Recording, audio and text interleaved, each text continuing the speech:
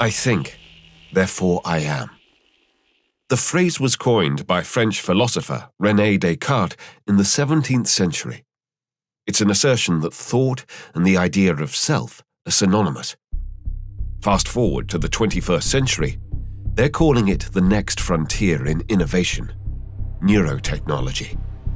The potential to peek inside your skull, decode your thoughts, and maybe even tweak them while they're at it. Scientists and tech moguls rave about brain-computer interfaces, neural implants, and mind-reading gizmos. Tools they say will cure diseases, boost productivity, and potentially one day connect us all in some blissful digital hive mind. But are we really ready to hand over the keys to our heads to a bunch of lab coats and Silicon Valley billionaires? Or worse still, the government? What happens when your employer has access to your brain activity? When the algorithms start whispering to our neurons or hijacking them completely? This isn't science fiction anymore. It's here, about to creep out of labs and research and development centers worldwide. But the prospect raises more questions than it answers. Welcome to the eerily dystopian world of neurotech, where the line between breakthrough and breakdown feels razor thin. We stand on the brink of a technological revolution, one that promises to unlock the mysteries of the human mind. From brain-to-computer interfaces that allow us to control machines with a thought, to artificial intelligence that decodes our emotions in real time. But as these innovations race forward, a critical question emerges.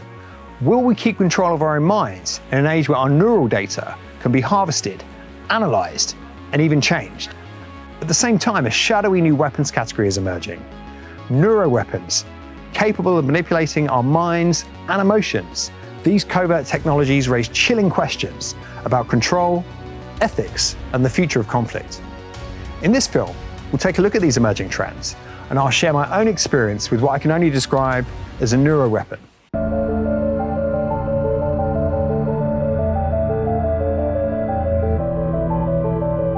Meet your brain's new best friend, or so they say. Neurotechnology, once the stuff of sci-fi, is about to crash land in your living room.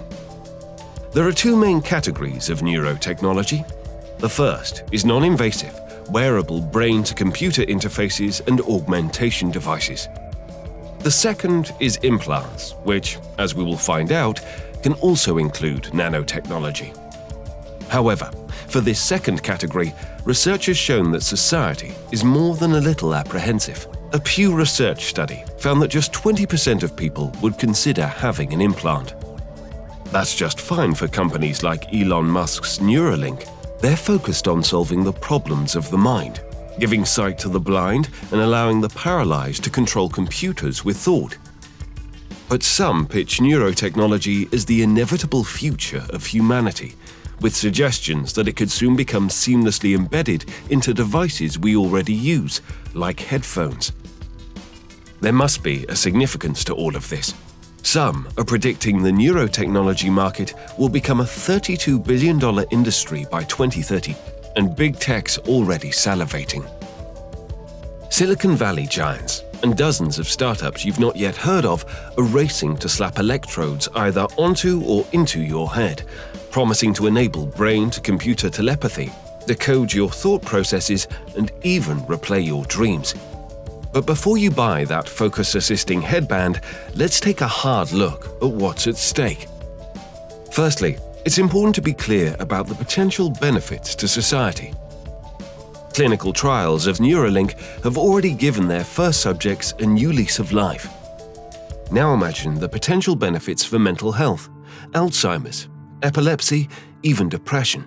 Introducing electrical current into the brain or certain magnetic pulses is being shown to very robustly treat conditions like depression, certain sleep disorders. The devices that we're talking about now are more data collection, and then you have sort of the opposite side of that coin being neural stimulation and what we're calling mental augmentation. So things like magnetic stimulation to the brain, electrical stimulation to the brain, in certain cases, what we call neurofeedback, or influencing brain activity by the merits of certain parts of it being read in a certain way. On the consumer side, the current range of devices are promising to improve your concentration and well-being. But these gadgets aren't just toys. They're bridges between your neurons and big tech's data centers. That's where it gets murky. When we're talking about neurotech, it's important to remember what exactly it is that we are measuring, and that is our brain waves and our brain activity. And that can reveal things that are happening subconsciously, and it can also reveal higher level thought processes. It uses the raw data and applies algorithms to it in order to decode what's going on. And it can use that kind of information to determine incredibly sensitive information about us, like our political opinions, our sexual orientation, our implicit biases. And so when we're thinking about the rise of neurotech and the possibility for this kind of data to be mined for insights about ourselves, we need to be thinking about this as the final frontier of our privacy. It's an incredibly frightening thought. The unique specificities and qualities of neural data mean that consumers are entering a landscape where they absolutely have a blindfold on. Even neural data from wearable consumer devices can be analyzed. Companies can access information about you, such as neurological disorders, mental health diagnoses, and increasingly elements of your thoughts. Our thoughts, our mental activity, the way we think, what we think about, the way our brain works, that's what's being commodified. Neurotech starts with the best intentions, but it quickly risks becoming a form of surveillance that we've never seen before. I think this risk of misuse increases exponentially as soon as we move away from the domain of biomedical research and clinical intervention, and we start using these technologies in the consumer space. Our brains are the last refuge of privacy, and if we lose control over this, then we risk exposing the most intimate layers of our mental life to external scrutiny, manipulation, or even exploitation. These devices are not marketed to treat medical conditions. They're marketed as wellness devices. And so the rules and regulations, in my understanding, apply differently. However, at the same time, they are collecting medical grade data. There are still gaps and things where patient and consumer data may be at risk of not being protected. Will advertisers eventually start interpreting your brainwaves to sell you more junk? Will your boss slap you with a warning if you're not fully focused all day? Experts like Nita Farahani warn we're a hop away from what she calls brain transparency becoming the norm. You glance at the program running in the background on your computer screen and notice a now familiar sight that appears whenever you're overloaded with pleasure. Your theta brainwave activity decreasing in the temporal regions of your brain. Your mind starts to wander to the new colleague on your team, whom you know you shouldn't be daydreaming about, given the policy against intra-office romance. But you can't help fantasizing just a little. But then you start to worry that your boss will notice your amorous feelings when she checks your brain activity and shift your attention back to the present. What do you think? Is it a future you're ready for? You may be surprised to learn that it's a future that has already arrived. Everything in that video that you just saw is based on technology that is already here today. Artificial intelligence has enabled advances in decoding brain activity in ways that we never before thought possible. What we've seen consistently is companies from Amazon to Tesco to Walmart and others have introduced what is considered to be bossware or surveillance technology that employees really don't like it, even if it makes their lives better. Okay, well, if you don't like your job, just quit. But what if there's nowhere to go?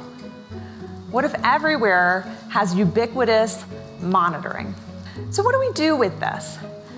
What do we do with technology that enables us to monitor brainwave activity for attention? Do we embrace it? Do we resist it? I wouldn't advocate for employers being able to track brain data. It would just be a wholesale intrusion into individuals' mental space. We don't know what the limits of that would be, and it's a coercive relationship. Around the world, there are employers that have been experimenting with these brain monitoring technologies. But the question is, what happens when this technology moves into an office or a low-risk job? And a lot of the consumer devices that are on the market today are pitched as productivity tools. If your job or your promotion depends on you saying yes to your employer, can you really say no to that? Allowing employers to track this data risks creating a surveillance culture where cognitive liberty, as we call it, the freedom of thought in the literal sense, is undermined. And it's not just a question of data protection. I think we should emphasize this. It's about protecting the very fabric of individual freedom and dignity. These devices will hoover up our brain data if we let them. Countries around the world are tightening regulations to protect their citizens. Good luck keeping up with the patent frenzy. Apple, Google, Meta, Snapchat, they're all in the game. Back in 2023, Apple filed a patent to fit their popular AirPods with hardware able to read the, quote, electrical activity of the brain of a user using an EEG device. Google futurist Ray Kurzweil predicts that by the 2030s and 2040s, nanobots the size of blood cells will swim through our bodies, linking our neocortex to the cloud. These nanobots, these blood cell-sized devices, will be going in our bodies, keeping us healthy from inside. We'll have some go inside our brains through the capillaries, non-invasively. They'll be interacting with our biological neurons. They'll extend our memory, our decision-making faculties. They'll put our brains on the internet, and they'll also enable us to enter a virtual reality environment from within the nervous system. So if I want to go in a virtual reality environment, the nanobots will shut down the signals coming from my real eyes and my real skin and create the signals that would be appropriate for the virtual environment. Tech's favorite doomsayer, Yuval Noah Harari, has a wild claim. We're not just humans anymore. We're hackable animals. In various interviews and presentations, he argues that science has already cracked us open. Algorithms, AI, and neurotech won't just predict our choices, they can rewrite them. We'll soon have the power to re-engineer our bodies and brains, whether it is with genetic engineering or by directly connecting brains to computers. What we have seen so far, it's corporations and governments collecting data about where we go, who we meet, what movies we watch. The next phase is the surveillance going under our skin. To hack a human being is to get to know that person better than they know themselves. And based on that, to increasingly manipulate you. Harari's point: with enough data, your clicks, your pulse, your neurons, AI will know you better than you know yourself. But before neurotech creeps from labs into your Amazon cart, it's worth asking, who will be holding the reins to your data? Companies in the brain augmentation space envision a future where we boost memory, learn instantly, and maybe merge our minds with artificial intelligence. A chip in your brain could make you an instant genius. The promise is breathtaking. A world where disabilities vanish, where education is a download, where creativity knows no bounds. But every leap forward casts a shadow.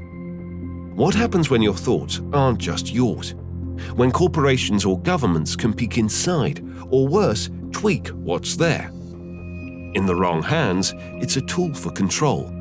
And if the brain can be upgraded, who decides what better means? In a 2018 Draper University presentation entitled Connecting Minds to the Internet, Founderspace CEO Steve Hoffman gave the world a preview of where the technology is headed. What's coming next will literally blow your mind. There are new technologies, and a lot of them are being developed by startups and the military that are going to allow us to much more accurately measure and actually communicate with your brain. Scientists have also done several experiments on what they call dream reading. You can start to interpret somebody's dreams through the technology. Now, MIT has a technology, and there are a couple startups that are also working on this, that are building mind-reading software along the same lines as I told you there. So the mind-reading software is really interesting because it's much simpler. When all of us speak to ourselves in our head. So if you can match the patterns in somebody's brain to the patterns in the database, you can literally start to read their mind.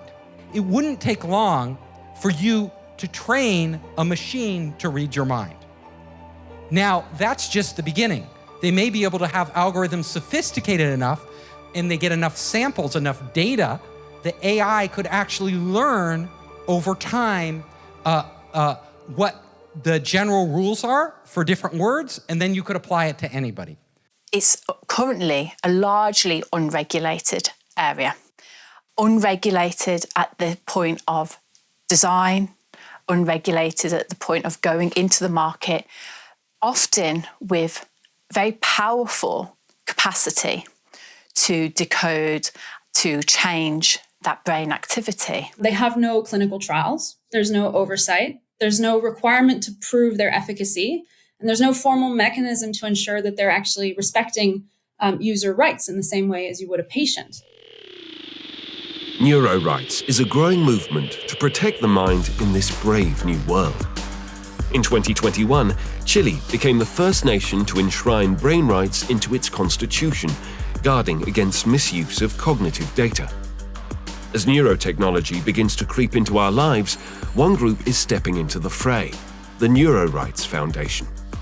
Founded in 2017 by neuroscientist Raphael Just and a coalition of academics and lawyers, this New York-based outfit isn't here to cheerlead the brain tech boom. As Just warned in an interview with Vox, it's not just mental privacy at stake. There's also the risk of someone using neurotechnology to directly manipulate our minds. In other words, mind control. In neurotechnology are devices and methods that can do two things. They can either be used to measure the activity of the brain or to change the activity of the brain. We're worried because, again, the brain is not just another organ of the body, and this technology can offer the opportunity to decode and manipulate mental activity. Is this science fiction? It's not science fiction. In laboratories like myself, we've been doing this routinely with laboratory animals like mice, where we can implant artificial images in the heads of mice and control their behavior. They essentially behave as if they're seeing these images that they're not really seeing, that we're actually putting into their brains with neurotechnology. What we can do in a mouse today, you can do in the future in a human. The Neurorights Foundation are pushing for a new kind of human rights, Neurorights, to protect your thoughts, your identity, your very self from the prying eyes of algorithms and electrodes. They argue for 5 core principles: mental privacy, personal identity, free will, fair access to technology, and protection from bias. The Neurorights Foundation is a 501c3 nonprofit that essentially works to ensure that neurotechnologies are leveraged for social good and safeguarded from misuse. We do cutting-edge research on the intersection of brain science, technology, and society. And importantly, we transform that research into policy action. So the Neurorights Foundation is an interdisciplinary team of neuroscientists, physicians, human rights lawyers, policy experts, human rights advocates. And we are all coming together because we both believe in the transformative potential of neurotechnologies and also understand that we are on the precipice of a new human experience. We believe that these technologies are going to rapidly become embedded in society, and we're excited about that, but we also want to get it right. What's concerning is that what can be revealed from the data sets today is not the same as what can be revealed from the data sets in the future, especially because once these devices truly proliferate and become embedded in society, companies will amass larger and larger data sets, which will allow them to, make it more easy to train algorithms and models based on your specific neural data. There's an amount of data that is needed in order to run the device or offer the service. But the companies scrape far more than that. And, unlike if I were consenting to you looking through my bag while in line for security at the airport, I know exactly what is in that bag. I know what you will and you will not find in that bag. I actually don't know what you will and will not find in a scan of my brain. I have no idea. I don't know how much you've taken, how much information, I don't know what your algorithms are. And so the question of informed consent is really challenging in this area because you can actually poke holes in both of those words, in informed and in consent. I mean, can you truly be meaningfully informed fully? And can you really meaningfully consent in this space if you don't understand what the full risks are or what the data are? This is a now problem, and it's about to explode. The Neurorights Foundation aren't alone in their concern. In April 2024, the state of Colorado signed into law an expansion of the definition of sensitive data to include neural data generated by the brain. California, home to Silicon Valley, made a bold move on September 28, 2024. Governor Gavin Newsom signed SB 1223, dubbed the Neural Privacy Act. Both bills were backed by the Neurorights Foundation in a flex against what they consider to be legal loopholes allowing consumer devices to capture personally identifiable brain data. But here's the snag. These bills only protect against data that is considered personally identifiable. As this New York Times article points out, most of these device makers will be less interested in defining a person's identity and more interested in inferring what a person might be thinking or feeling. So is this a shield or just a speed bump? And what about in Europe? International human rights lawyer and author Susie Allegra believes we don't need neurorights. In an op-ed in the Financial Times, she argues that in countries such as the UK or member states of the EU, where applicable domestic and international laws do guarantee the absolute right to freedom of thought, it is a potentially dangerous distraction from the protection we already have. One thing that might be reassuring is that we do already have laws that we can develop to protect our neuro rights. Under Article 9 of the European Convention of Human Rights, there is a right to our freedom of thought, conscience, and religion. The right to freedom of thought is particularly relevant here because it's an absolute right. So that means under no circumstances, with no justification, with no exceptions, can the right be violated. It may not come as a surprise, but some countries do not acknowledge the right to freedom of thought in law or, of course, in practice. Vietnam being one. China, you would think, is one as well.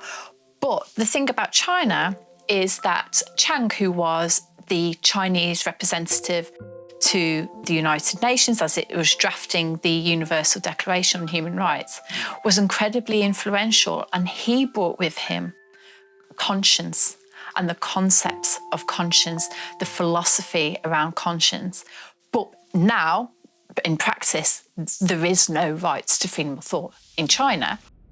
In 2013, under the Obama administration, the US government unveiled the BRAIN Initiative. It was a bold bid to decode the human mind with a slick $100 million kickoff budget. Teaming the National Institutes of Health and DARPA, the initiative set out to map the brain's wiring, ostensibly to fight diseases. But DARPA's involvement raises questions. Is this about curing epilepsy or weaponizing the mind for a military edge? In 2023, a chilling report surfaced, a revelation about China's next frontier in warfare. Not missiles or robots, but the human mind itself. Dubbed brain warfare, this emerging arsenal allegedly includes sleep weapons, tools designed to disrupt, manipulate, or control the enemy without firing a shot. The Washington Times reported that China is developing these neurostrike weapons that can directly attack or control brains using microwave and other directed energy weapons. The report goes on to say that China's neurostrike weapons arsenal includes using massively distributed human-to-computer interfaces to control entire populations. On May the 8th, 2024, a little-noticed hearing unfolded in Washington, D.C., not about traditional threats, but something quieter, stranger, and far more insidious. The House Subcommittee on Counterterrorism, Law Enforcement and Intelligence convened under the title Silent Weapons. Their focus: anomalous health incidents, including Havana syndrome and the possibility that invisible tools are targeting Americans, from diplomats abroad to citizens at home. The hearing didn't just rehash Havana syndrome, it probed deeper.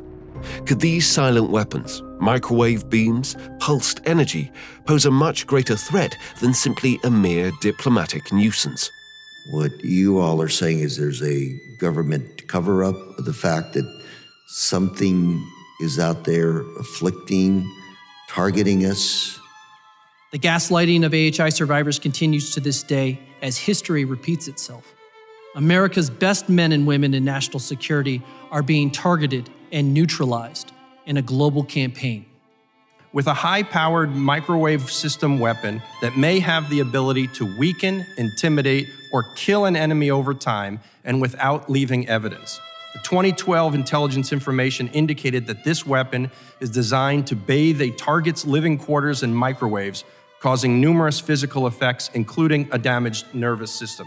There's a wealth of publicly available information concerning the history of directed energy, and particularly its scientific, intelligence, and military applications. I provide an overview in my written testimony. Given the many years our government has been experimenting with developing directed energy weapons, why would anyone not believe our adversaries are engaged in the same efforts? There's more than one way to achieve this same effect on the human brain.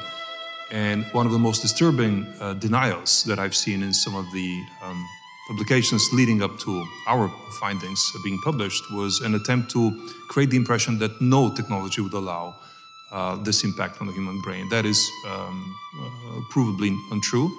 There have been experiments that prove that both acoustic waves, directed waves in the ultrasound, primarily the ultrasound band, but also electromagnetic directed energy, especially pulsed nanosecond energy beams in the millimeter band through something called the Frey effect, which converts electromagnetic energy into an acoustic band wave that can be within or without or outside of the audible band, can have the same effect on the human brain, which can have long-term concussion-like symptoms. From my personal point of view, making this public is the best protection. These are very covert weapons, aren't they? They don't leave behind bomb fragments, bullet holes, etc. They could absolutely be used by our adversaries and have very low levels of, very easy to deny that they were even there, that they were used. Is that correct? That's correct. There's no entry or exit wound. How they're designed is to make the target feel like they're crazy, like they're imagining things, especially on the low duration, the low intensity, long duration hits. Havana syndrome first hit the radar in 2016. Many sources suggested radio frequency energy as a culprit, echoing decades-old science on microwave auditory effects. Silent weapons hover at the edge of our understanding. But as neurotech blurs into warfare, one thing's clear. The threat doesn't shout, it whispers, making it deniable and leaving victims frustrated with the lack of help. There's clearly a risk of an arms race here. I think it's already happening. There are documents and there are statements suggesting that militaries in some of the most developed, richest, economically stable countries are already developing neurotechnology. There are reports that certain governments around the world are exploring forms of neurowarfare and kind of leaning into a future of cognitive warfare. And so that's something that greatly concerns me. Neurotechnology is a weaponized technology. It's being used among military organizations across the world. And we're seeing organizations like DARPA in the United States. China has established a cognitive warfare unit. Many other countries are using these technologies for experimental purposes in the military sector, developing psychotronic weapons, developing some form of cognitive affective manipulation that could be used to suppress dissent or enforce conformity. There's no collective conversation here. There are no parameters, there are no limits, there are no boundaries. It's incredibly worrying. Governments have been eyeing the prize for many decades. Influence behavior, extract secrets, and disable enemies without firing a shot. In the shadow of the Cold War, the US and Soviet Union were both digging into psychotronic weapons. The Moscow signal was a reported decades-long microwave attack on the US embassy in the Russian capital. A later study found that embassy staff had a higher cancer mortality rate than the general population, with one ambassador reportedly bleeding from the eyes. During the same time period, the United States was embarking on one of its most secretive and controversial programs, Project MKUltra. Launched in 1953 by the CIA, MKUltra aimed to master the art of mind control. Over 2 decades, the program explored a chilling array of methods, including electroshock, hypnosis, and sensory deprivation, often testing them on unwitting subjects from prisoners to everyday citizens. MKUltra became a sprawling web of experiments, with over 149 sub-projects pushing the boundaries of science and ethics. Among these, Sub-Project 119 stood out. Initiated in the early 1950s, it sought to manipulate human behavior through remote electronic means, exploring bioelectric signals and brainwave activation. Sub-Project 142, on the other hand, ventured into the biological realm, experimenting with animals to test a combination of drugs and electrodes on behavior, laying groundwork for later human trials.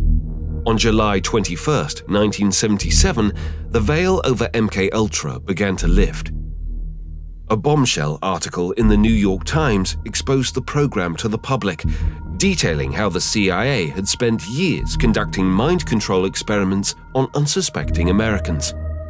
The piece, spurred by newly released documents, revealed the agency's use of psychological torture and covert testing, much of it uncovered through a Freedom of Information Act request.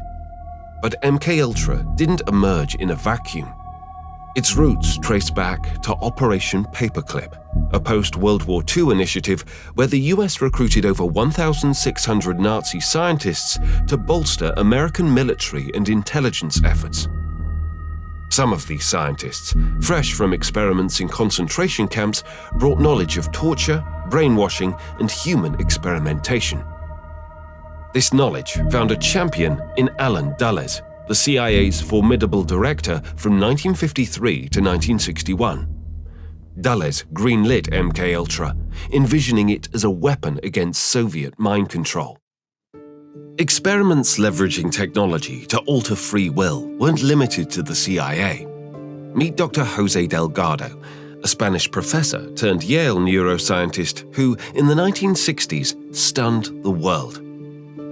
With a flick of a switch, he stopped a charging bull dead in its tracks using a device he called the stymoceiver, a brain implant controlled by radio waves.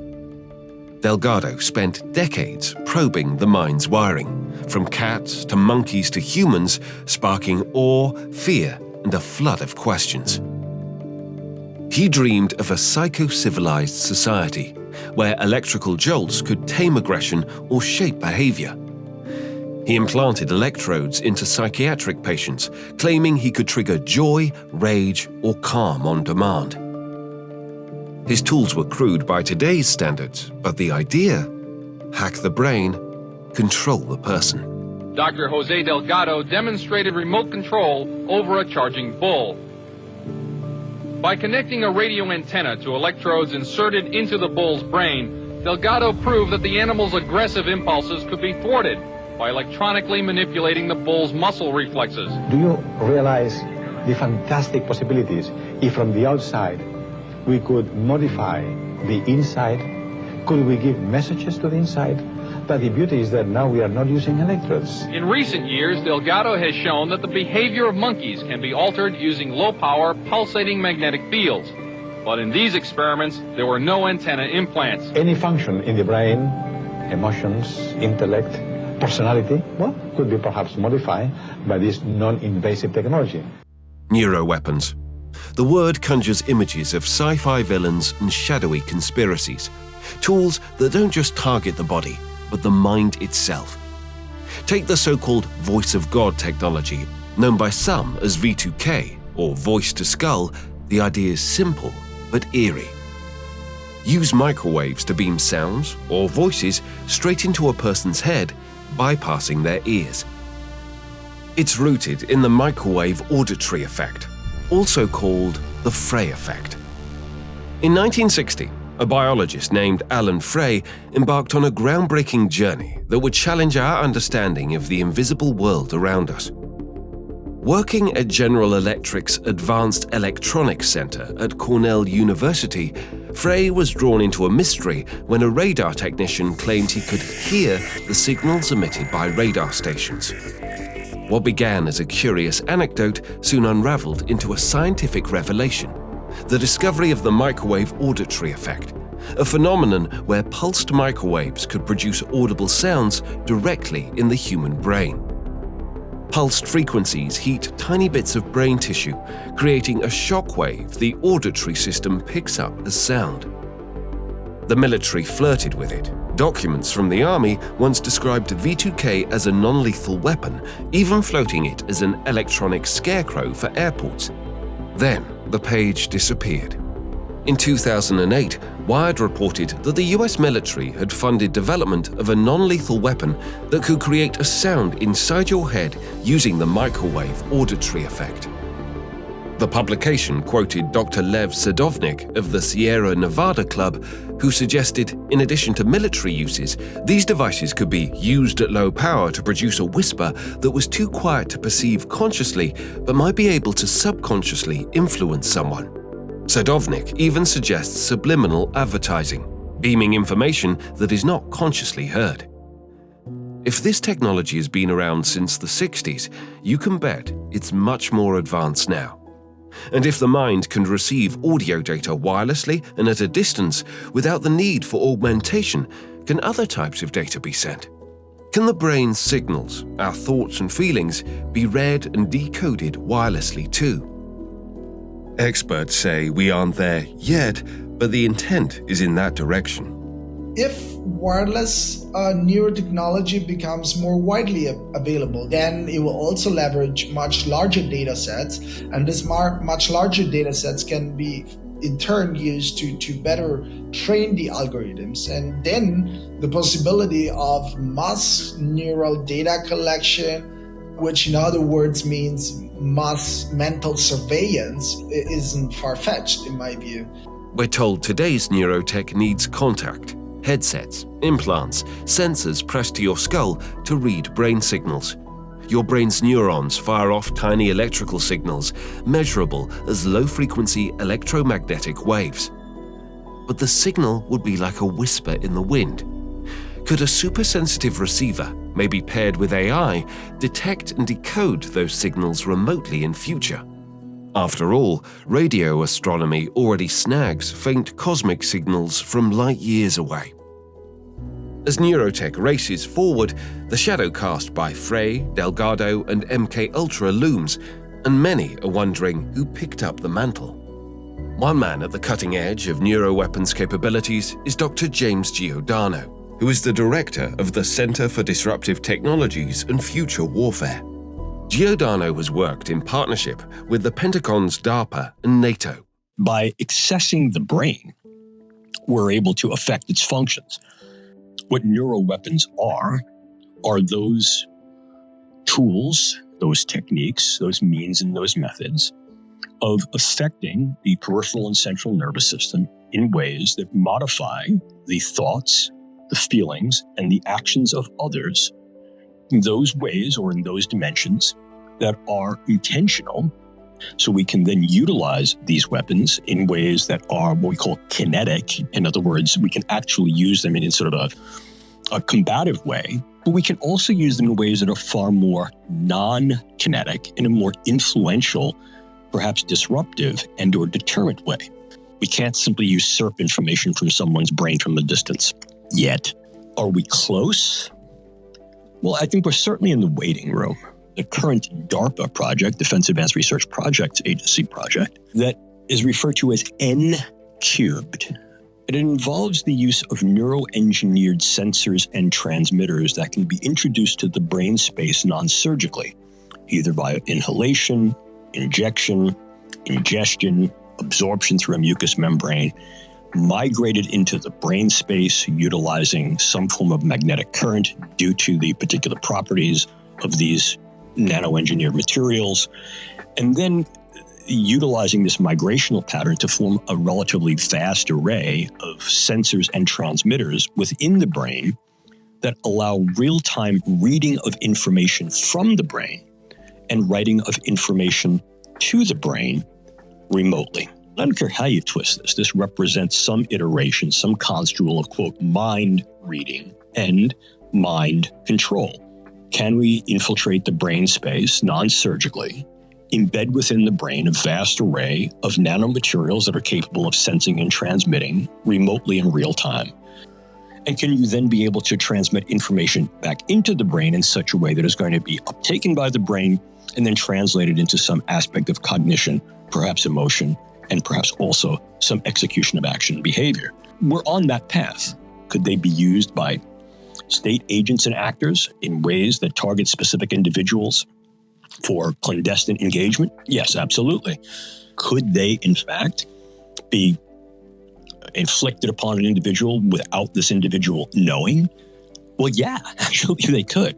Some of these tools are also recognizing that the brain as an electromagnetic organ is therefore sensitive to a variety of energies that may be directable. And now we're talking about directed energy weapons and or directed energy devices that could be weaponized. And we're looking at a broad spectrum. For example, we're looking at directable and rangeable acoustics and sonics, ultrasound and infrasound, lasers, rapidly pulsed microwaves.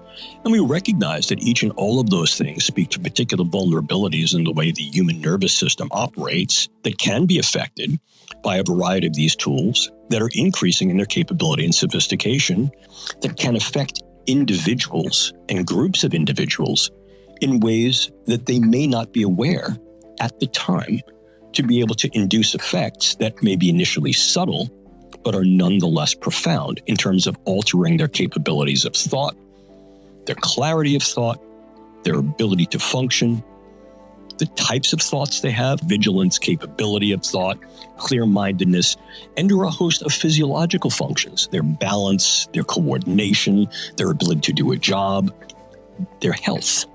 I think we also do need to be concerned about the potential capability of state actors, particularly state actors that exist within authoritarian regimes, to make particular demands that these technologies be implemented for social control. It's not just the US military taking this seriously.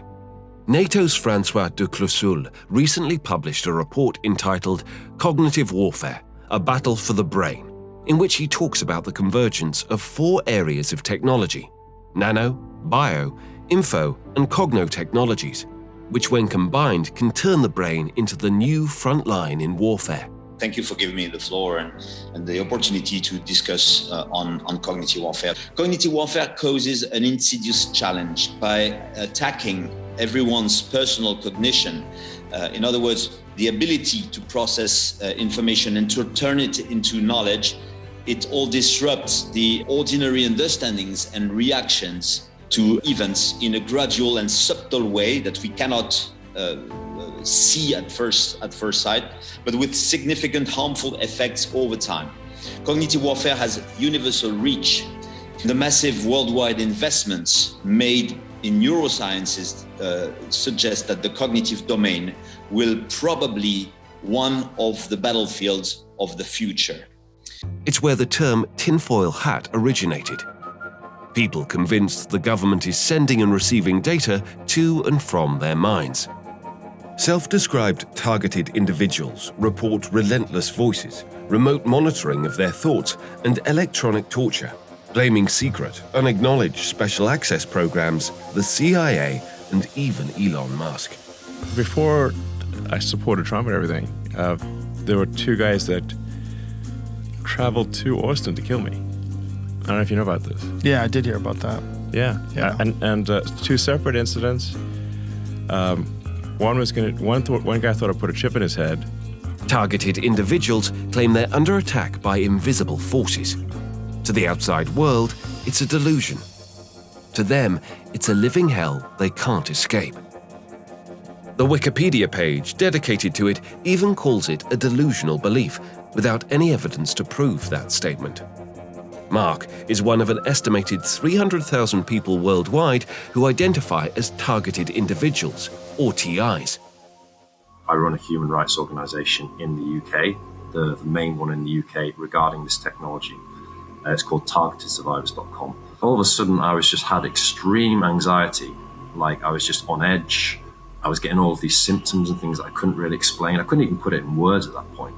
This technological presence, if you like, this technological abuse became very prevalent in my life. Memory loss, which I experienced, problems with concentration, dizziness, not being able to walk straightly even at times when they would affect my inner ear, visual disturbances, pain in the ear, throbbing, pulsating headaches, choking sensations, not feeling able to breathe. I've experienced painful shots, directed energy, like almost like these sharp little pin shots, like high frequency pin shots being fired into me. So I typed in mind control into the computer, and I came across all of this technological part. I literally spent the next 3 months just glued to my computer learning all about this. And I made the decision that I was, rather than just kind of ignore it, I was going to really do my best to put the word out there in the biggest way. So I then became really involved in activism, in helping to stop these remote weapon assaults. Some people call it electronic harassment, electronic torture.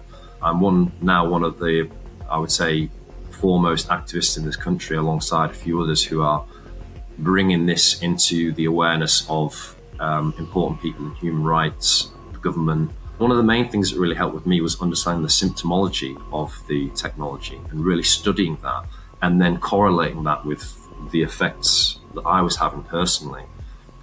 And I was able to verify that I was having this, not just for myself, but through other people, by corroborating this with many, many, many other people, both through online, people I spoke to personally. I spoke to hundreds of victims over the course of the next years, building up the picture through patents, seeing that there was over 100 registered patents to do with mind control, pertaining to mind control technology.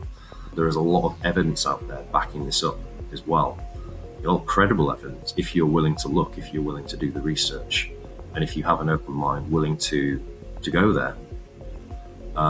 Because for a lot of people, it's a fear thing. It's like people don't. It's the ultimate fear. This kind of, well, I'm not safe in my own home. This is the most important human rights abuse in the world that is happening right now. The goal of this program is trauma-based mind control. The way that they're using this technology comes from the same playbook and methods and approach that they've used on this more traditional physical torture MKUlture program. For example, torturing the individual to the point where their mind is weakened and they're more programmable. It appears now that the program is very much used on an experimentation level and on an oppression level as well.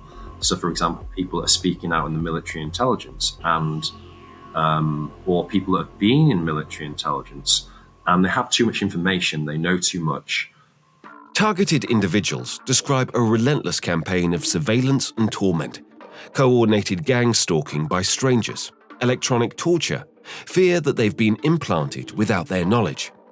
Their stories and theories vary, but the symptoms are always similar. The pain is real for targeted individuals. It's a battle to prove their sanity, keep their dignity, and get answers. They're ordinary people targeted by forces they can't escape. Harassed by invisible waves, their minds invaded by voices no one else hears. Their bodies zapped when they think certain things. Their stories and their suffering demand our attention. There are simply too many cases reported for this to be a delusion or mass psychosis, and the symptoms are too consistent to dismiss. Yet many are often written off as having mental health issues. Every day is a battle against an enemy that denies its own existence. For most, the mind is a sanctuary, private and untouchable. But for the people targeted justice represents, it's a battleground. As the leading organization supporting targets of this harassment, Targeted Justice search for truth in the shadowy world of experimental, hidden technology and covert surveillance programs, run by those who live it themselves. In this clip from the Danny Jones podcast, Targeted Justice's medical lead, Len Burr, describes his own experience as a target. It starts very suddenly. It's vibration. It's high pressure in the head, and your whole body vibrates. Deafening sound. You also hear voices. Yeah. The voices, V2K is a part of it. In Havana syndrome, I sent you that clip. The very first reporting by CNN, they said that people hear noises and voices. Mm-hmm. And after that, there was it was not part of any reporting. People think that hearing voices is a sign of psychiatric disorder, right. But it just takes a little bit of education to understand this Frey effect, this microwave hearing has been around for a long time, has been known, and voice modulation has been demonstrated in the 70s. There's published literature about it. The most plausible hypothesis is directed pulse microwave energy. So that's the causative agent. That's what causes the brain damage. Directed pulse microwave energy. Yeah, pulse is very, very important because if you just microwave, it just heats up. But short pulses produce that thermoelastic effect. So the tissue is just expanding and collapsing in that way. It heats up just enough to induce damage or produce that audio, that Frey effect. It isn't just Targeted Justice and Targeted UK raising awareness on this issue. There's also the Stop Egg Foundation, PAX International, and the International Coalition Against Electronic Torture, or ICOTOR. We spoke to Melanie Vritchen, president of ICOTOR, about the TI experience. I'm the president and the founder of the International Coalition Against Electronic Torture and Robotization of Living Beings, in short, ICOTOR. And we are a Brussels-based not-for-profit association aiming at promoting the recognition of the rights of victims of illegal experiments using remote influencing technologies. That means implantable electronic devices and directed energy weapons. Our organization's goal is to influence European and international legislation by calling for a global ban on weapons that enable any form of human manipulation. The number of people complaining about being victimized by these technologies is indeed increasing exponentially in all countries. Physical and psychological symptoms, complaints they express are identical everywhere. And the victims complained about artificial auditory effects, electronic shock sensations in various extremities, needle-like sensations in specific areas of the body, and experience of brain stimulation. So this is what they all said. The abuse of these type of technologies without consent constitutes a serious violation of the Hippocratic Oath, the Nuremberg Code, and the fundamental human rights of the European Union and UN, as well as the constitutions of most Western countries. The exponential rise in the numbers of the complaints that from all over the world that reaching us strongly indicates that this is beyond just a test. This is there's a political objective here to use these weapons on a very large scale on the population for population control, strong limitation of civil liberties, such as free speech and expressing one's political opinions. Faced with the rapid expansion of neurotechnologies and the seriousness and the large scale of these human rights abuses, we request that the EU lawmakers urgently create appropriate legislation to protect all citizens in the EU and their physical integrity. Electronic torture certainly is a crime against humanity.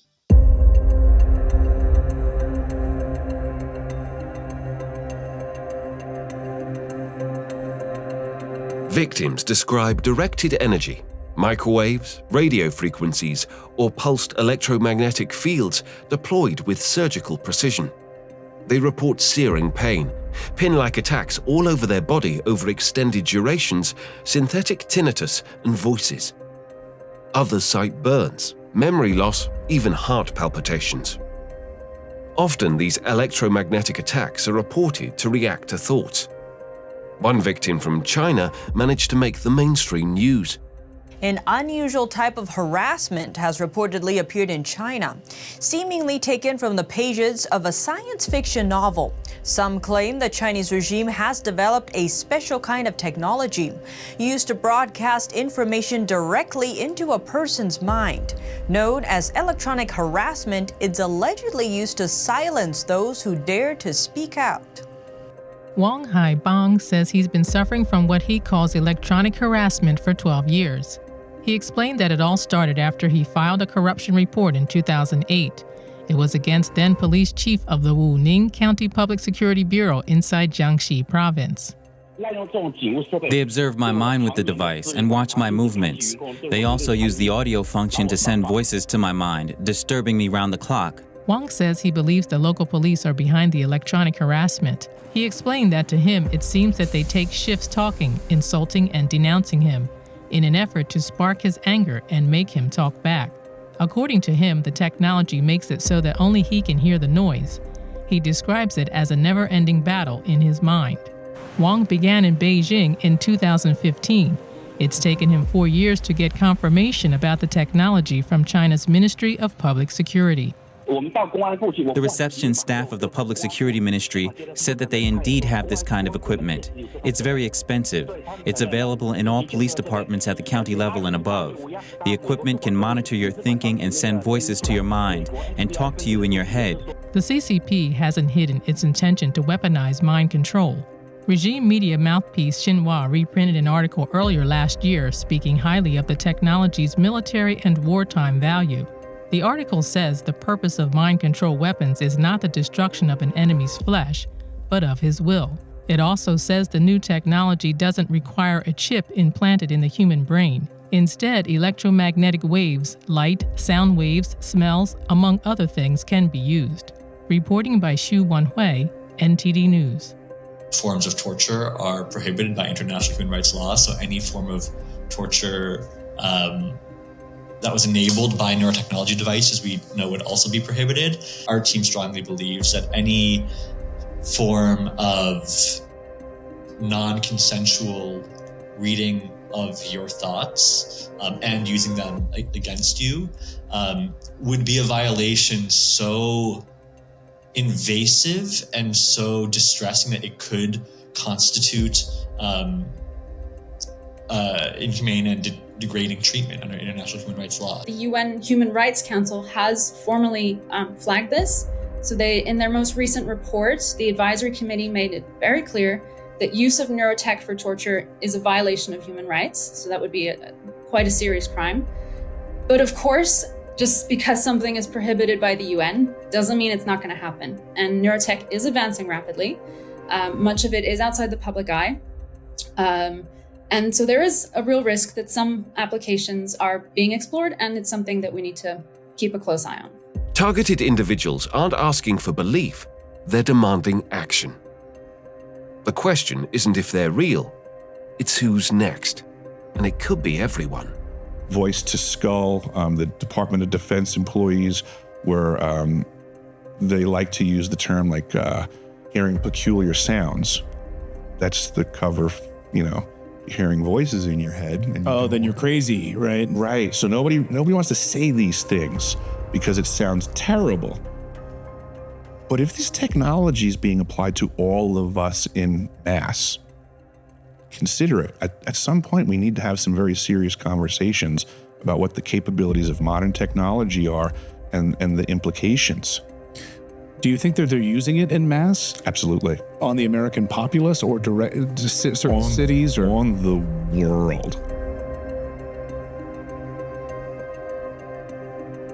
Not only can we put information in without blowing up your brain, we can put it in and then you can believe it so sincerely that the problem is you can testify to that effect. There's some really interesting research that we can plant false memories in the brain. And in a different context, one of the emerging areas that's really interesting in law neuroscience is pain detection. And once we understand the circuitries that cause pain, I guess the question is, could we then instill pain and use that in many coercive measures in the legal system as well? It has many names. Havana syndrome, anomalous health incidents, electronic harassment. It's happening to military personnel, spies, and civilians. Yet on the civilian side, it's often overlooked or ridiculed. Somebody is using exotic weaponry against law-abiding citizens with cases reported around the world.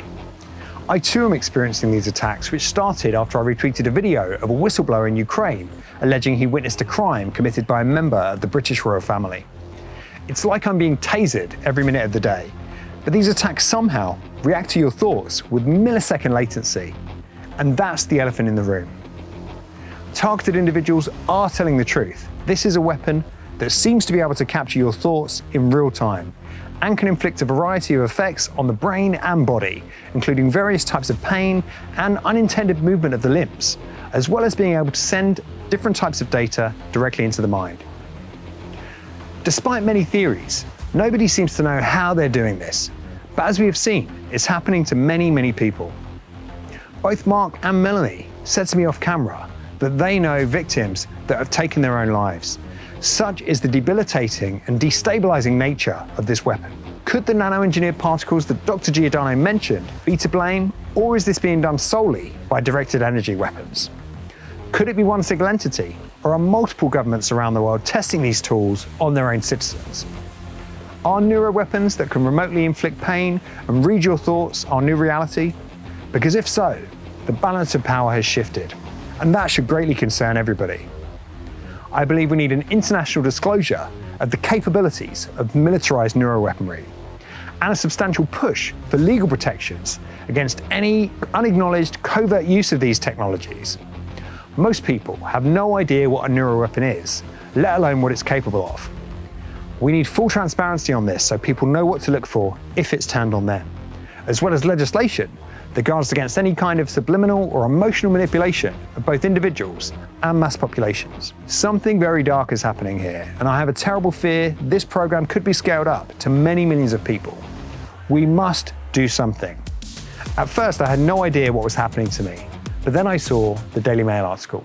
In April 2018, a strange package landed in the inbox of Curtis Waltman, a journalist digging into Antifa and white supremacist groups for Muckrock, a Boston-based non-profit obsessed with prying secrets from government vaults. He'd filed a routine Freedom of Information Act request with the Washington State Fusion Center, a United States Homeland Security outfit that tracks threats and shares intel. What he got back was completely out of the ordinary.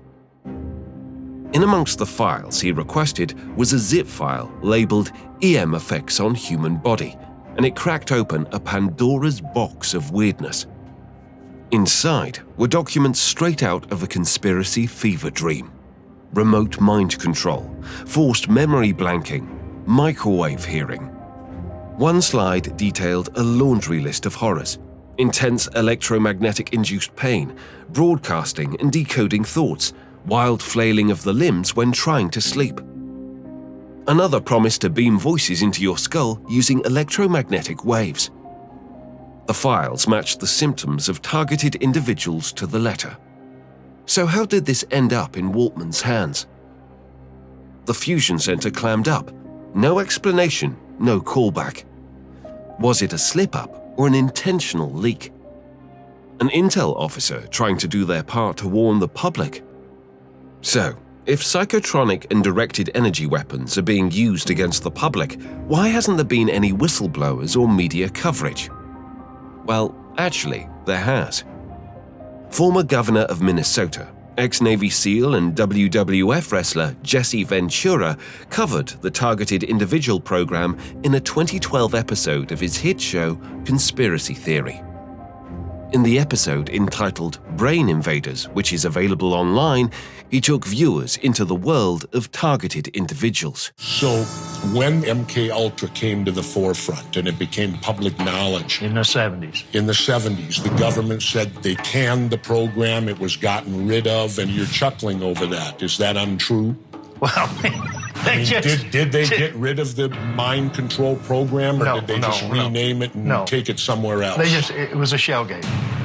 They had a procedure where they actually put a transmitter transceiver in your sinus cavity, and it was hardwired into your brain. What would they use today in substitution for that? Microwaves. And they can target one individual with this? They have the ability to do that? Well, yes, and they also have the ability to do mass population. They have the ability to do that? Well, there's a variety of answers, and all of them go back to the same thing, electromagnetic pulse. They put thoughts in their heads, they hear voices. What would be the government's purpose for doing this? Absolute control.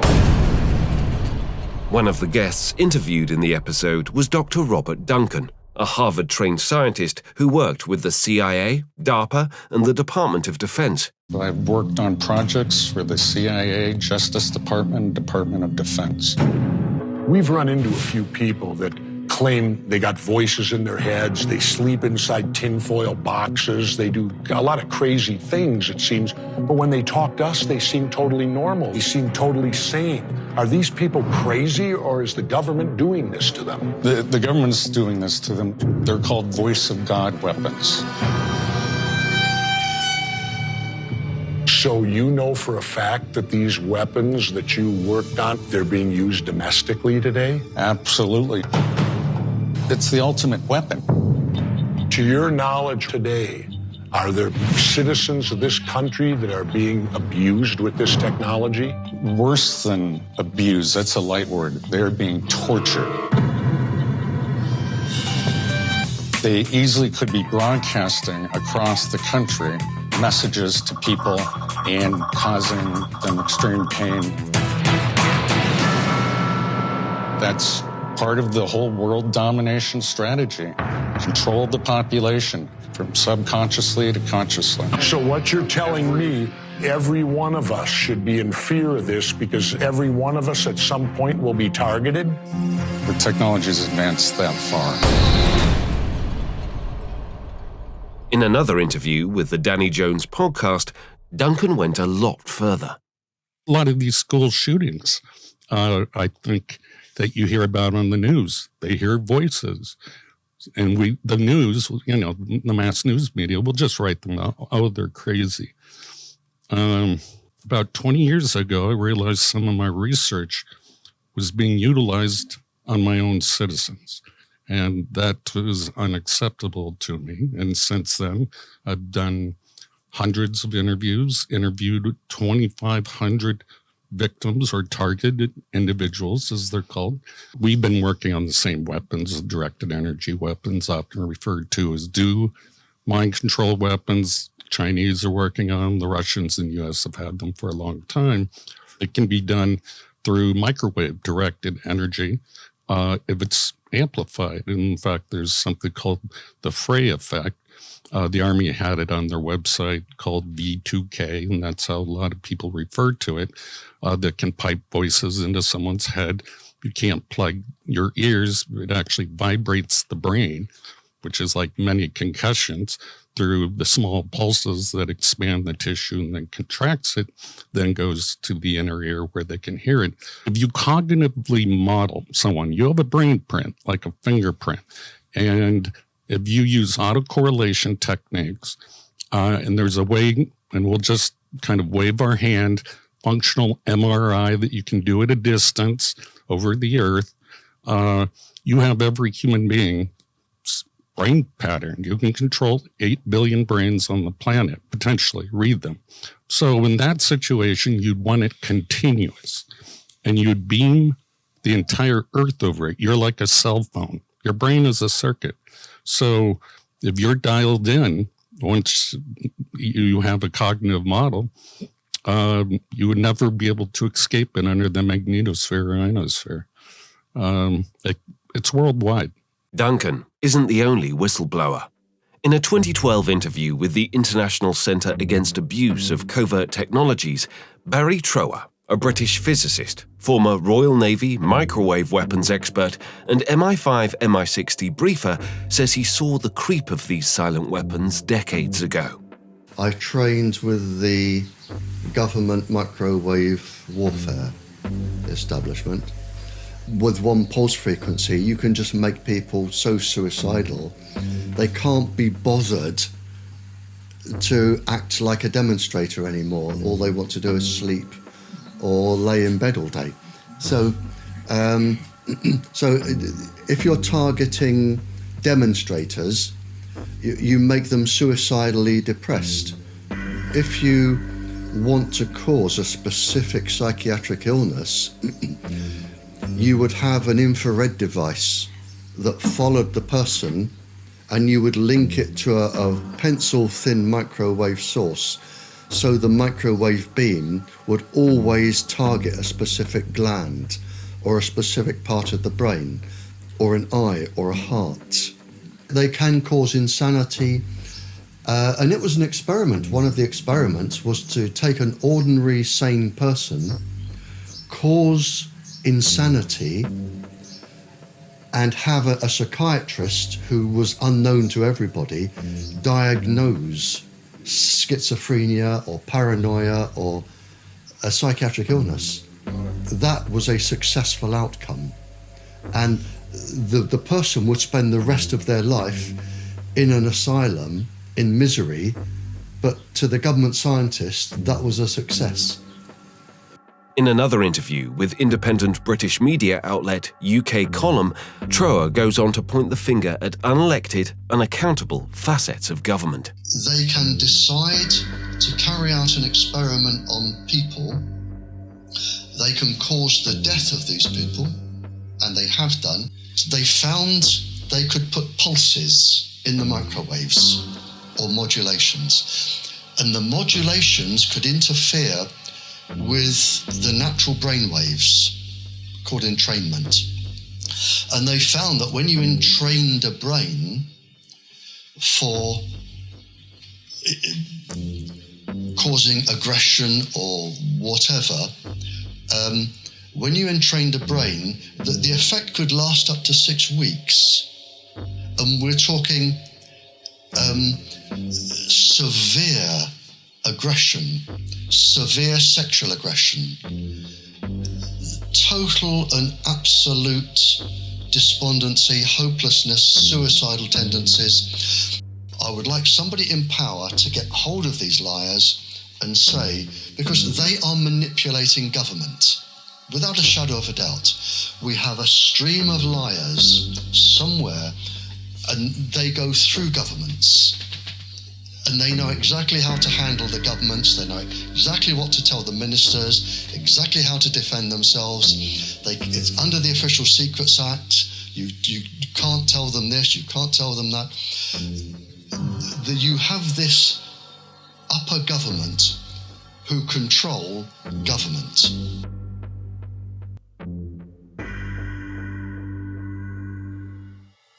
From the northern reaches of Finland emerged a voice that dared to challenge our understanding of the modern world. Rauni-Leena Luukkonen-Kilde, a respected physician, spent her later years unveiling what she saw as a hidden truth. The militaries of the world are far down the road in the development of brain weapons. My background is that of a medical doctor. I'm a retired chief medical officer of Lapland, which is the northern part of Finland. I've also been director at the National Board of Health. I've been member of the New York Academy of Sciences, and currently I'm a bestseller author and lecturer in 6 languages in Europe. The whole thing about mind control is the manipulation of human beings. And that can be done in many, many various ways, chemically also, but mostly now with electromagnetic fields. Today, the technology is so flabbergasting that they can read your mind, they can read your thoughts, they can read your unconscious, they can even read your intentions, your subconscious, before you yourself know it. And of course, these are thought signals that supercomputers like from NSA, National Security Agency, they turn them into words and sentences with extreme speed. There are professors, there are scientists who deliberately or not knowing give total disinformation. They don't know about the military research, which is always about 50 years. 50 years, minimum 30, but 50 years before the academic research. And that's why the academic people don't know anything about the whole thing. And they always pick out young men who maybe have psychological problems before, and then they start beaming the frequency of hate. And when the frequency of hate is beamed at you for months or a couple of years even, there's nothing you can resist. You have to be a robot and you have to kill.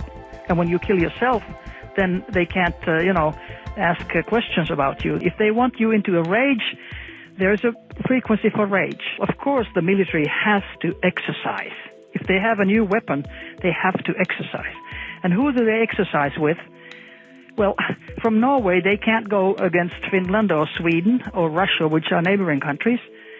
They can go against their own population. And the same, of course, goes for the US. Another whistleblower is Dr. Nick Begich, a name that resonates in two worlds: Alaska's rugged political lineage and the shadowy realm of mind control. Son of a late US congressman, Begich has carved his own path. For targeted individuals, Begich is a rare ally. The following clip was taken from his presentation at the 2015 Covert Harassment Conference. What Delgado discovered by the mid-'80s is that you didn't need any implants. You just needed to manipulate the energy itself, and you didn't need a great deal of energy. He discovered that 1/50th of the amount of energy in the natural background noise of the Earth was sufficient to manipulate the behavior of human beings if you could hit the right frequencies. Now, Jose Delgado, when he figured out that you didn't need implants, you just need to manipulate the energy itself, this became kind of the essence of sort of where everything went from there. The Navy set up a new set of regulations for human experiments. It was approved in 2006. And in this, they specifically call out mind control experiments and who has the authority to approve them. And the persons with the authority to approve them is undersecretaries of the Navy in the case of Navy intelligence or naval research. Now, it's not just CIA. Naval intelligence does this work. The Marines have a section on non-lethal weapons that this falls under. The Air Force has the Electromagnetic Directorate, which is working in an area called controlled effects, which deal again with mind control and physiological effects on human beings. And the third leg of controlled effects is the human operator. And what they say in this particular article, produced by the Electromagnetic Director of the Air Force, is that we can target or create the illusion of all of the senses in the human body, sight, sound, touch, taste, to give people complete memory sets, complete experiential sets that you wouldn't be able to distinguish the synthetic from the real. One of the other ways that this technology can be exploited is really quite simple. There was an article produced by Perimeters, which is a military publication. Perimeters, you can look it up. It's I believe it was the fall 1998, but you can look up the article name called "The Mind Has No Firewalls." Very important article. This article talked about all the various ways in which you could introduce mind effects or mind control technologies using modern technology today. The idea that someone believes that they can interfere with your free will, this is something that most religions in the world say God won't even do. Yet, men think this is their appropriate direction in technology to interfere with the way consciousness flows. Finally, There's Brian Coffrin, a self-proclaimed whistleblower who never appeared on camera. Coffrin went viral with a number of audio recordings where he alleges he was once a cog in a shadowy machine, an employee at a security company in Seattle, Washington, allegedly wielding silent weapons being used to target innocent Americans. His voice carries conviction, detailing a world which matches up with many targeted individuals' experiences. I'm a security industry specialist who worked for a private security company in Seattle, Washington. I am no longer employed by this company. I chose to leave because I could no longer in good conscience work for a corrupt company that is involved in a highly illegal federal program that is blatantly violating the constitutional rights of American citizens on a daily basis. This technology manipulates the electrical signals in the brain, thus controlling thoughts and feelings and emotions and sensations throughout the body. This technology can also be used to manipulate the emotions of the target. It can induce fear, love, hate. It can cause you to be nervous. It can cause you to be confident. It can cause you to be depressed. It can cause you to be happy. This technology can be used to beam images and even motion pictures into one's brain. This technology can also be used to read the thoughts of the target in real time, and they can read your thoughts verbatim as they occur within your own mind. The overall effect of this technology is one that can control the mood, the attitudes, the thoughts, the feelings, the emotions, and thus the motivations and then the actions of the target. All day, every day, 24 hours a day, 7 days a week, 365 days a year. It is a highly sophisticated technology. It is one that produces literal and total and complete mind control over the targeted individual. At the United Nations, the fight against torture is a cornerstone of its mission. Physical and psychological torment have long been condemned under international law. But what happens when the weapon isn't visible? When it's electromagnetic waves, pulsed energy, or nanotechnologies targeting the body and mind? In 2018, a petition reached the UN Human Rights Council. Activists claimed governments were using psychotronic devices for torture, zapping brains, disrupting sleep, inducing pain without a trace. So where do the UN stand on the issue of neurorights?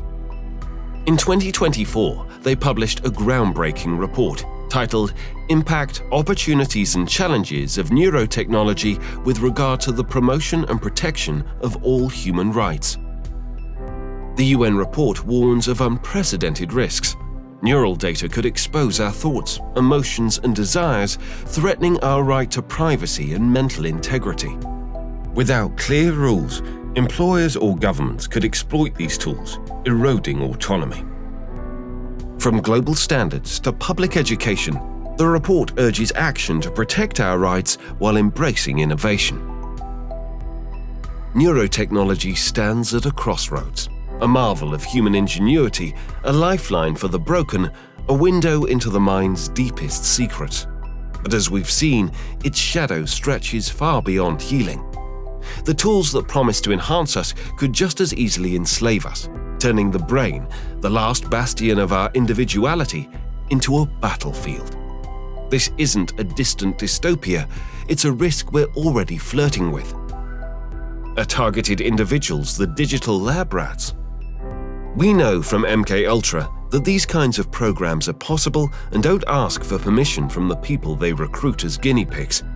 Now, Neurotech hands them sharper tools, nanotechnology, real-time brain data, directed electromagnetic pulses.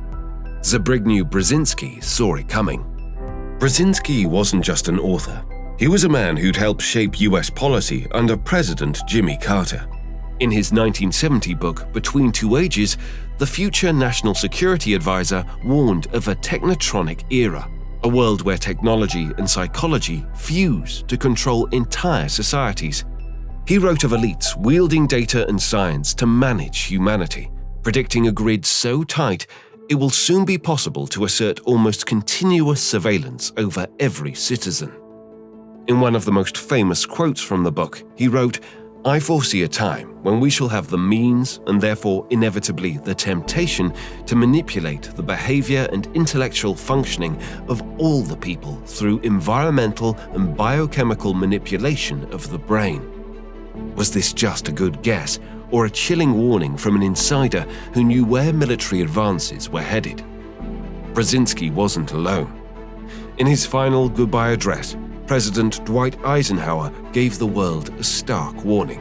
In the councils of government, we must guard against the acquisition of unwarranted influence, whether sought or unsought, by the military-industrial complex. The potential for the disastrous rise of misplaced power exists and will persist. We must never let the weight of this combination endanger our liberties or democratic processes. Yet in holding scientific research and discovery in respect, as we should, we must also be alert to the equal and opposite danger that public policy could itself become the captive of a scientific, technological elite. Fascism doesn't need jackboots when it can whisper directly into your neurons or zap you for wrongthink as soon as an idea creeps into your mind. Some of the devices, some of the technology, some of the scientific papers are reporting the ability to interfere with the human mind, interfere with what we would perhaps think to be spontaneous, autonomous thoughts, thought processes, mental states, but are actually being influenced externally and without our knowledge. That's a complete violation, a complete erasure of our individual autonomy. What does it mean to be entering a new paradigm where there are deeply embedded technologies that have the potential to change our brain activity? The idea of technologies being able to transform or alter the very neural processes that lead to who we are and what humanity is, it makes this deeply urgent and existential. This is a revolution that will fundamentally transform what it means to be a human. If your freedom to think freely and the privacy of your mind are endangered, then all the other freedoms that depend upon these two basic freedoms will be violated. Like with any powerful technology, neurotech can be used for good and it can be used for harm. And so that has the potential to really reach into the core of who we are. So our thoughts, memories, emotions, sense of self. With the current consumer technologies on the market, that's not the case, but there's research going on behind the scenes. There's more powerful technologies coming. And misuse of that is particularly chilling. We're sleepwalking into a world where our thoughts can be accessed, predicted, manipulated without our consent and potentially even without our awareness. Will this hijacking of our cognitive privacy be sold to us as a Minority Report-style attempt to tackle pre-crime? Will dream thieves be able to steal intellectual property and secrets while you sleep, like the movie Inception? Will we be able to install Total Recall-style fake memories into our brain to escape our dreary lives, as Google's Ray Kurzweil predicts? Hollywood's been warning us for a while that a dark future awaits us. Think of The Matrix, a world where humanity's plugged in, stripped of agency, living as batteries for a system that owns them. Neurotech could be our slow slide into that pod. If your perceptions can be hacked, your emotions dialed up or down, your choices scripted by a signal, what's left of you? This technology has the potential to reduce us to nodes in a techno-fascist smart grid, where dissent is not just crushed, it's erased before it forms as a thought. We're not there yet, but the pieces are falling into place. The growing techno-political oligarchy that is emerging around the world, they have a great interest in your minds. They have a great interest in your thoughts, and they have a great interest in surveying and governing your behavior. I consider that neurotechnology isn't so much a new threat or a new challenge for human rights protections. It maps on to all of the existing systematic challenges that human rights face. Inequality, discrimination, poverty, abuse of power and powerlessness, coercion, exploitation, all of these things will be present, if not amplified, in some contexts through the use of neurotechnology. So we really need to think in a joined-up way how to provide international protections for individuals, for the human mind in this context, and we need to do it quickly. Neurotechnology's promise is dazzling, but its threat is existential. Will we wield it to rise, or let it bury what makes us human? The choice isn't tomorrow's, it's now. And the clock's ticking, louder than you think.